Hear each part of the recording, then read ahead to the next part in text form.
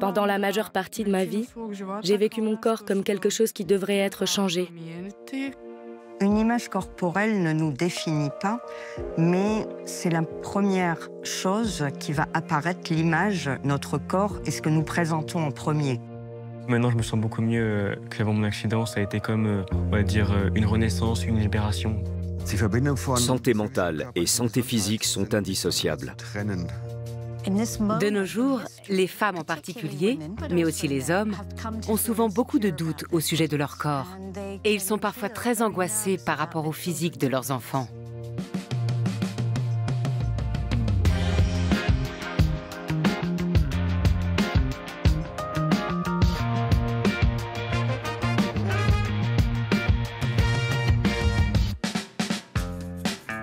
Bonjour, je m'appelle Philia et voilà ma famille Philia. Ils s'appellent aussi Philia. Moi, c'est Alex. Et moi, c'est Roy. Et voici Bianca. Je trouve que c'est important que les enfants développent une bonne image de leur corps, pour qu'ils n'en aient pas honte plus tard, surtout les filles, et qu'ils démarrent dans la vie en ayant confiance en eux.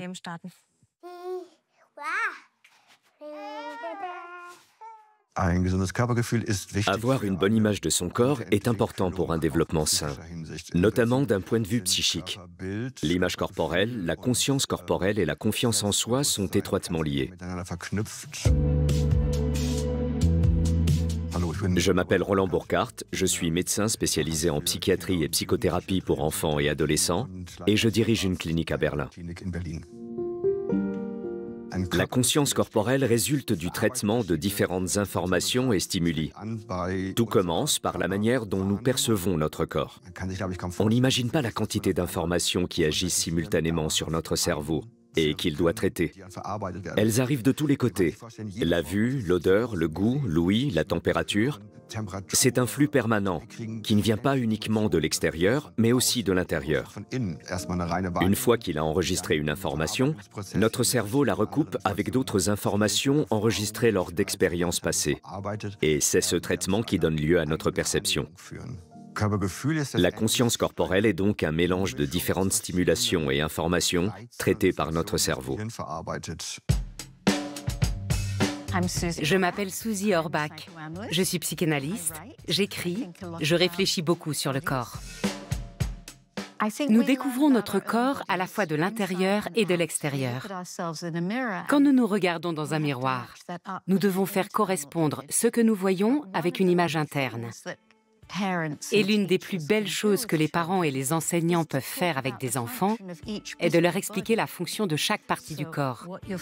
Par exemple, que ressentent vos doigts quand vous appuyez plus ou moins fort dessus? Ou leur dire que les jambes sont là pour courir, marcher, grimper, et non pas pour avoir une silhouette précise. Présenter aux enfants les parties de leur corps de manière positive, expliquer leurs fonctions et montrer dans un miroir à quoi elles ressemblent, c'est à la fois amusant et utile pour leur donner conscience de leur corps. Ce qui est merveilleux avec les enfants, c'est qu'ils sont capables d'observer un insecte ou un chat sans se préoccuper de leur taille. Ils regardent la façon dont bougent les pattes d'une araignée ou la queue d'un chaton, et tout ça permet de leur faire comprendre le miracle du corps. Pourquoi tant de pédopsychiatres insistent-ils sur l'importance de la crèche ou de l'école maternelle?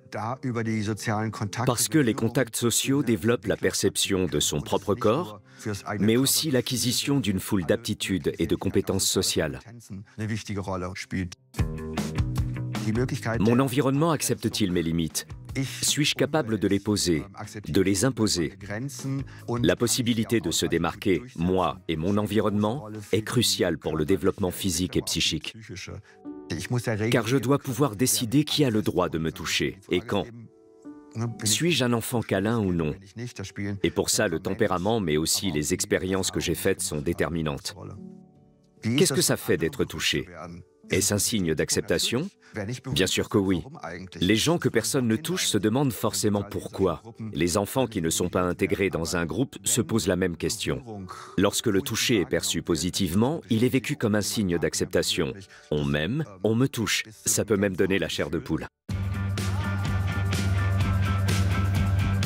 Donc, je suis Sylvie Thirion, maître de conférence à Aix-Marseille Université. Les câlins, le toucher, c'est très important. Déjà, on ne peut pas toucher sans être touché. En particulier, cela va provoquer une libération d'ocytocine. On a même pu mesurer le rythme qui permet la libération d'ocytocine. Lors des câlins, on va pouvoir observer une synchronisation des ondes cérébrales, une synchronisation des battements cardiaques et aussi une synchronisation des niveaux d'ocytocine. C'est-à-dire que chez le parent comme chez l'enfant, ça va être source de beaucoup de plaisir et d'envie de continuer et d'envie de recommencer. Il faut deux corps pour faire un troisième corps. Le corps parental engendre le corps de l'enfant. Mais un enfant aussi peut donner à ses parents la sensation de leur propre corps. Les parents peuvent aider leurs enfants à développer une conscience corporelle positive. Pour découvrir les choses, j'ai besoin d'un vaste espace d'exploration. S'il est trop restreint, ça entrave l'exploration. Et s'il y a trop de liberté, ça crée de l'insécurité. Un enfant a besoin d'une confiance primaire, du sentiment qu'il a le droit d'explorer le monde qui l'entoure et d'interagir avec lui. L'exploration est essentielle, car la conscience corporelle passe par moi, mais aussi par les stimuli de mon environnement. J'ai besoin d'un maximum de situations, les plus variées possibles, dans lesquelles mon corps envoie à mon cerveau des signaux qu'il va traiter et qui peuvent conduire à une conscience corporelle positive. En grandissant, les enfants découvrent un monde de plus en plus vaste, par exemple en allant à un cours de danse ou au cirque. Ce qui les passionne le plus, c'est l'aspect physique de toutes ces activités et interactions. Ils voient des gens faire des choses qu'ils n'ont jamais pensé à faire. Ce qu'ils voient va les inspirer. Et ils vont imiter les gens qu'ils ont vus, essayer de jongler avec 5 balles et de tournoyer sur eux-mêmes. Nous avons envie d'offrir à nos enfants un monde magique dans lequel ils vont assister à l'expansion du corps et de l'âme. Et c'est ce qui se passe quand on leur propose des activités culturelles.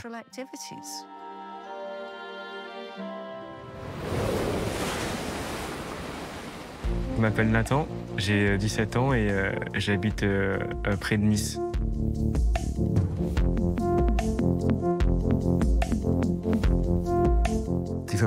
Santé mentale et santé physique sont indissociables. Elles se conditionnent mutuellement.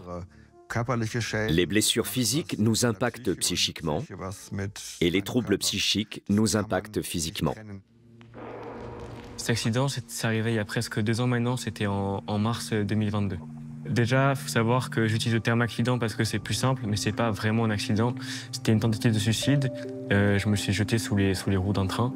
Et bon, j'ai eu de la chance, je suis encore en vie, j'ai juste perdu mon bras droit, donc tout va bien.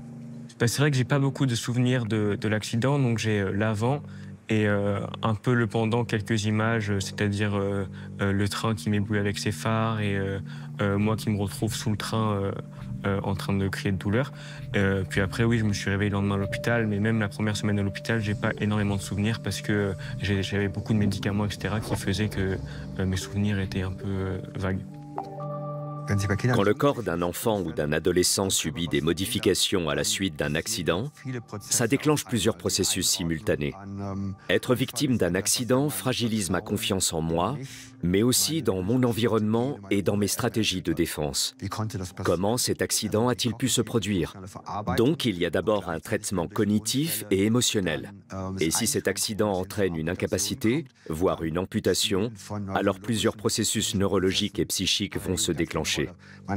Au début, mon corps ne sait pas qu'il manque quelque chose, parce que les nerfs sont toujours là. C'est ce qui explique le phénomène des douleurs fantômes. Le corps croit que le bras est encore là, Mais quand je regarde, il n'est pas là. En somme, je réalise que les signaux que mes nerfs m'envoient ne correspondent pas à ce que je vois.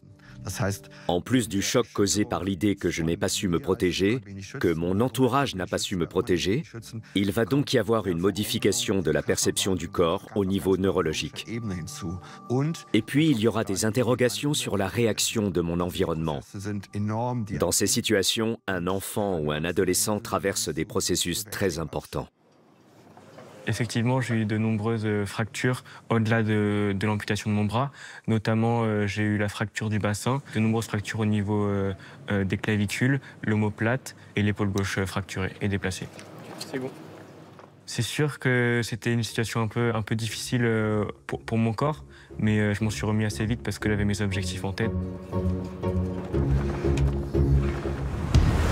Mon premier objectif en me réveillant, c'était de reprendre la navigation tout court parce qu'avec mes nombreuses blessures, j'étais pas forcément sûr que je pouvais reprendre. Mais au bout de 3 mois, je suis remonté sur mon bateau et c'est à ce moment-là que je me suis fixé mon objectif de participer au championnat de France. Et du coup, je me suis battu en rééducation et à la voile pour atteindre cet objectif qui était très important pour moi, pour me prouver à moi et aux autres que j'étais encore capable et que j'étais toujours là. Maintenant, je me sens beaucoup mieux qu'avant mon accident. Ça a été comme, on va dire, une renaissance, une libération. On peut appeler ça un peu comme ça. Le meilleur moyen d'aider les enfants est de leur offrir un cadre sécurisant et structurant. Ensuite, il y a l'acceptation. Certains parents surréagissent complètement. C'est difficile pour des parents d'accepter que leur enfant ait perdu un bras. Mais il est important d'avoir un regard réaliste, sans dramatiser, et de donner à l'enfant des raisons d'espérer. Oui, il y a eu cet accident, mais avec de l'aide extérieure, de l'entraînement et une thérapie, tu pourras avoir une vie aussi belle qu'avant. Néanmoins, il y a une cassure qu'il ne faut ni fuir, ni taire. Je me souviens que mon premier entraînement, j'étais comme un fou, j'étais super heureux de reprendre. Ça faisait 3 mois que je n'avais pas fait de voile et c'était vraiment génial parce que toute mon équipe de rééducation est venue sur le bateau à moteur pour regarder mes besoins qu'on pouvait faire en rééducation pour m'adapter à mon bateau. Donc ça, c'était vraiment super, franchement, c'est un moment que j'oublierai jamais.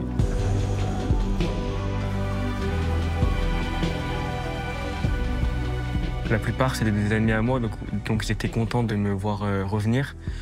Mais bon, après, c'est sûr que reprendre la voile et naviguer chez les valides en étant handicapé, pas tout le monde n'y croyait. Mais bon, aujourd'hui, je pense que j'ai assez montré que j'étais capable de me battre contre eux. Le corps d'un enfant peut être durablement amoindri par un accident ou une maladie. Dans un premier temps, il sera confronté à un sentiment de perte et à la tristesse de voir que son corps a changé. Mais ces ressentis peuvent aussi lui donner la volonté de surmonter cette épreuve et de devenir super normal, pour ainsi dire. Cela peut libérer beaucoup d'énergie qui viendra renforcer l'instinct de survie. Voici ma douleur. Voici ce qui m'est arrivé. J'ai eu un cancer, j'ai perdu un bras, j'ai un handicap, mais je vais prendre soin de moi et faire en sorte que vous vous rendiez compte à quel point mon corps est extraordinaire.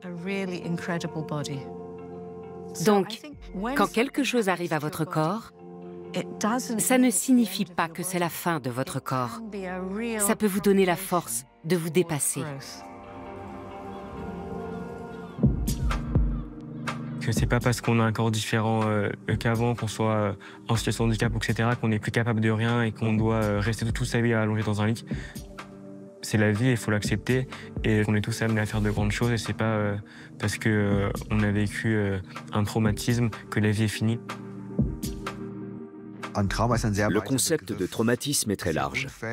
Les accidents ou les catastrophes naturelles sont relativement simples à traiter, parce que ce sont des traumatismes qui n'ont rien à voir avec moi. Ce sont des choses qui arrivent. Ensuite, il y a les traumatismes comme la violence, les coups, les abus sexuels. Et ceux-là sont traités de façon plus intériorisée. Au cours des 30 dernières années, nous avons découvert que les enfants qui ont été victimes d'abus sexuels et de violences physiques souffrent non seulement du préjudice qu'ils ont vécu, mais qu'ils endossent également Sur le plan émotionnel, la honte de la personne qui leur a fait du mal. Aujourd'hui, nous savons que si on arrive à parler de ces événements horribles et à les comprendre, ils deviendront des événements horribles du passé. C'est très dur pour un parent de ne pas être triste à la place de l'enfant, de ne pas être en colère, de ne pas chercher à minimiser les événements. Et donc, nous devons trouver un moyen de renforcer la capacité des parents à écouter et à faire preuve d'empathie. Les enfants et les ados victimes de violences ou de maltraitance sexuelle doivent pouvoir être sûrs que le traumatisme ne se répétera pas. Un enfant ne peut pas guérir dans un contexte d'insécurité. Si ces violences ont été commises par un membre de la famille, il faut qu'il y ait séparation. En général, on éloigne l'auteur des abus. Donc la première chose, c'est la sécurité. Ensuite, on pourra travailler sur ce qui s'est passé. Ça peut être verbal, avec des entretiens de psychothérapie, ou non verbal par le dessin, la musique, etc. Nous savons que quand plusieurs personnes ont subi un traumatisme comparable, toutes ne développent pas des troubles post-traumatiques. Suis-je capable de comprendre que l'agression n'a rien à voir avec moi et que le coupable ce n'est pas moi mais mon agresseur? Pour ça, il faut une personnalité bien développée et assez de confiance en soi pour ne pas laisser cette agression nous atteindre trop profondément.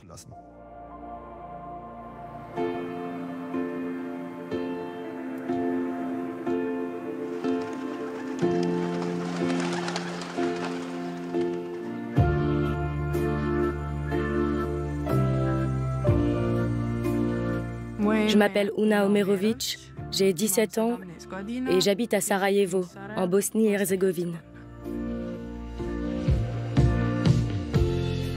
Une image corporelle ne nous définit pas, mais c'est la première chose qui va apparaître, l'image, notre corps, et ce que nous présentons en premier quand on rencontre quelqu'un. Donc, elle n'est pas indispensable, sauf qu'à l'adolescence, elle va avoir un rôle majeur, car la façon dont les autres nous regardent, la façon dont on est perçu, va être particulièrement importante. Au moment de la puberté, l'activation de ces sécrétions hormonales, de testostérone et d'œstrogène, pourrait être à l'origine de ces transformations du corps, des seins qui vont se développer, de la taille qui va s'épaissir chez les filles, de la pilosité chez les garçons, de la plus grande force musculaire et aussi de la mue de la voix. Et ces changements hormonaux vont avoir des répercussions sur le corps, sur le physique, mais aussi beaucoup sur le cerveau. Nous savons qu'à la puberté, le réseau cérébral subit de gros changements. Ce n'est pas un recablage complet, mais il se passe beaucoup de choses. L'identité. Qui suis-je? Au niveau sexuel, cognitif, émotionnel, tout change. Le détachement du foyer parental est aussi un processus très délicat. La puberté est une étape complexe, surtout en ce qui concerne la confiance en soi.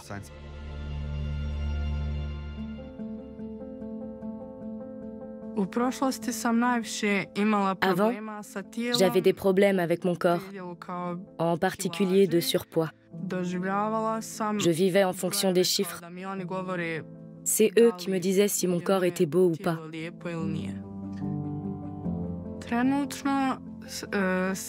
Aujourd'hui, j'essaye d'apprendre à aimer mes mains, d'apprendre à aimer mon nez, parce qu'ils ne correspondent pas non plus aux stéréotypes que je vois partout dans la vie, dans les médias. À l'adolescence, le corps bouge beaucoup. Parfois, l'adolescent ne se reconnaît plus dans la glace et lui-même a du mal à s'accepter.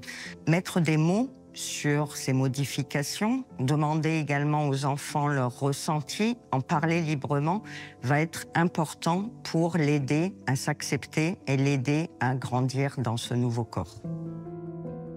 Je n'aime pas non plus mon sourire. La plupart du temps, il n'a pas l'air naturel. Et puis, quand je souris, Ça fait ressortir mes joues que je trouve trop grosses. Je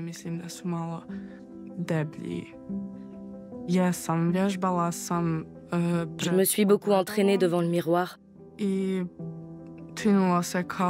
Mais à chaque fois que je souriais, ça ne tombait jamais d'une manière que je trouvais jolie.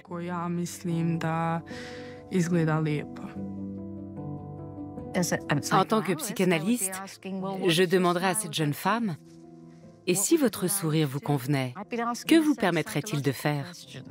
Que pourriez-vous faire si vous vous sentiez bien avec vous-même? Ce sont des pistes de réflexion.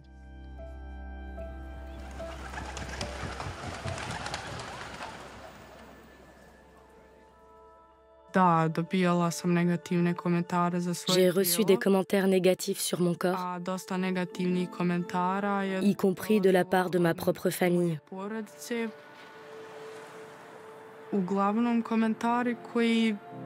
Ces commentaires ont détruit ma confiance en moi. Par exemple, quand on me demande si je suis lesbienne.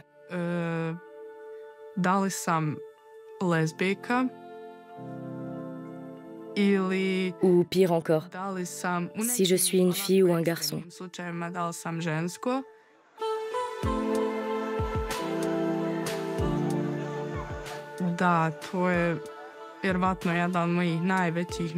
C'est une de mes plus grandes inquiétudes. J'ai le sentiment que je n'aurai pas les mêmes chances dans la vie, que je n'aurai pas droit au même respect que les femmes qui correspondent aux stéréotypes.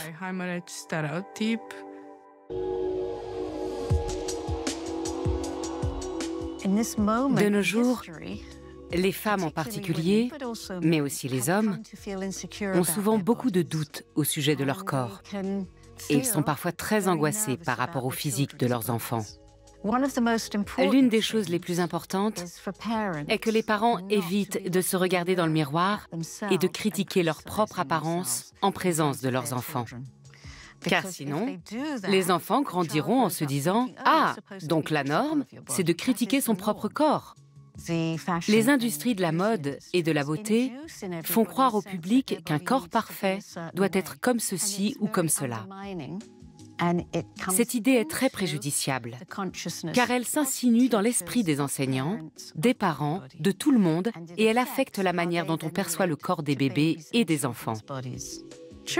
Aujourd'hui, les enfants sont tellement préoccupés par leur apparence que le moindre commentaire négatif de leurs parents sur le poids, la taille, on devrait te faire refaire le nez, etc., sont vécus directement comme une critique. Ce n'est pas bienveillant. En fait, ces propos reflètent les craintes et les angoisses des parents. Le fait est que c'est difficile pour des parents de se taire, mais c'est pourtant ce qu'ils devraient faire. Il faut qu'ils se disent, si c'est difficile pour moi, j'imagine à quel point ça doit être difficile pour un adolescent. Je suis content de ne pas être ado à notre époque. Et ça les aidera peut-être à se retenir. La façon dont les parents vont interagir avec leur enfant dans la petite enfance va construire un schéma. Rien n'est écrit pour autant. Le cerveau est doué de plasticité et des réseaux qui auraient été peu empruntés pendant l'enfance peuvent venir être travaillés, je dirais, via des expériences qui se passent un petit peu plus tardivement. Chacun d'entre nous est plus ou moins satisfait de certaines parties de son corps. L'important, c'est de s'accepter. On est comme on est. Et ce n'est pas parce que mon nez n'est pas aussi beau que celui de telle ou telle star que j'ai moins de valeur.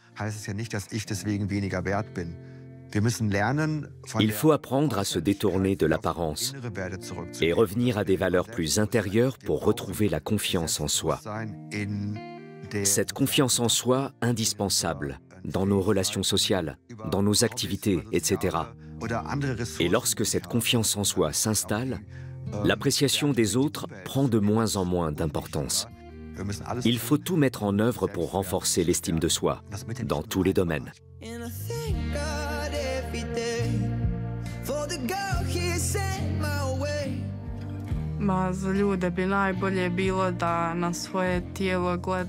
Ce serait tellement mieux si les gens pouvaient regarder leur corps avec plus de tendresse, s'ils le traitaient comme un être sensible.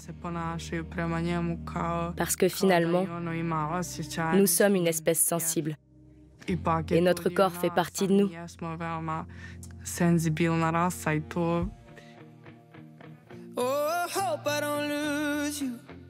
La difficulté, c'est d'être en paix avec son corps, pas forcément d'être heureux. Je suis une dame âgée, j'ai 77 ans, et on me demande de ressembler à une femme de 50 ans. C'est de la folie. Il nous faut un vrai militantisme sur le thème du corps. En tant que thérapeute, nous pouvons aider nos patients. Certains enseignants peuvent être d'une aide très précieuse. Les jeunes parents peuvent aussi aller dans ce sens. Il faut expliquer les choses et faire campagne pour en finir avec cette haine du corps. Nous ne sommes pas obligés de vivre comme ça.